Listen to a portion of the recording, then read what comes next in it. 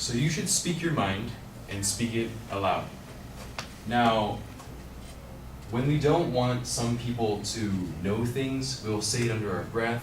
We'll give them what they want to hear, but then the other things that seem a little bit offensive or something that won't pull them into doing what you want to, you'll like quiet down a bit or you'll leave it out completely.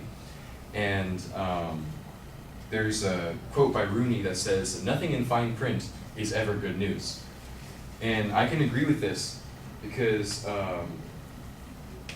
we can see that the first time around we may not give all the details to something, and it never leads to a good outcome for the other person, especially if it's them who's talking to us and they're telling us to do something, but then they leave out all the negatives to and the cons to what that would be. When you do the action, they leave out all the cons that could be affecting you in a bad way. And I have a few examples of this. It's when I was pulled into doing something for my church, and I didn't get to hear all the negatives to what may be following after that. And example in my home, where an example in my home. And the first one was my children's pastor found out that I could sing, and he kind of talked to me and he's just like, "Hey, so we have nobody doing children's worship for all the people who, for all the kids from 6th grade and under."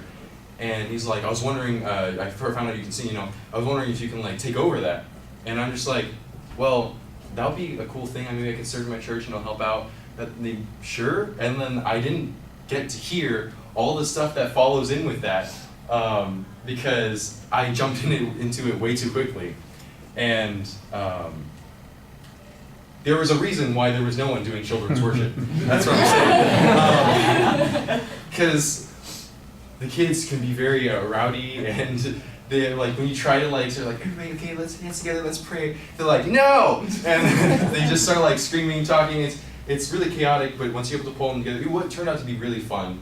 But just starting off, there was a lot of negative things that I never heard that would come along with doing this, especially as my first experience doing worship and stuff like that. The second example would be in the house where you like talk to your mom, you're just like, "Hey, can you go hang out with my friends?" And then it's really suspicious when she's just like, "Oh yeah, you can totally hang out with your friends." Like, "What, next Saturday you're gonna go hang out with your friends? Sure, go do that." And then I'm just like, there's nothing that comes along with that. Like, you're not gonna say like, she pulls in like 2 times the chores throughout the week, and then she'll like say like, "Hey, I let you go out with your friends, so you gotta do this for me now." I'm just like, "But I did that like yesterday." And she's like, "No, you gotta do it again." And then she doesn't explain to you. She leaves in the fine print everything that could be that would not let you be pulled into that agreement. And I see that this happens a lot, especially when you're trying to talk to friends and they want you to agree with them. They want you to be on their side. They'll leave out all the bad things that may turn your attention or you'll turn their agreement into disagreement. So that's why this quote makes a lot of sense, and it's very applicable to how we deal with talking to each other in our daily life, and how when people are trying to get you to do something, you got to pay attention to all the aspects, the pros and the cons, so that you may not be pulled into something that may be negatively affecting you. Thank you.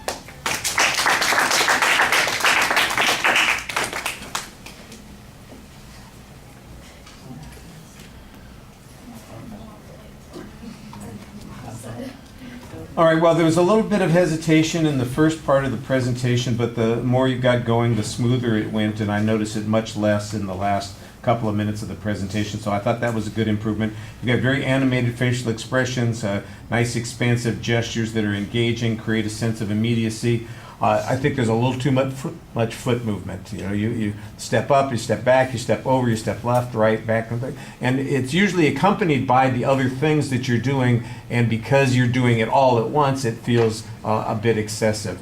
You know, one thing at a time, then do the gestures and that sort of thing, and then maybe change your position a little bit and go with the next thing, and I think you'll be better off. It's pretty well organized. You've got good examples. You seem like you were trying to engage with the audience, and that's working well. All right, thank you.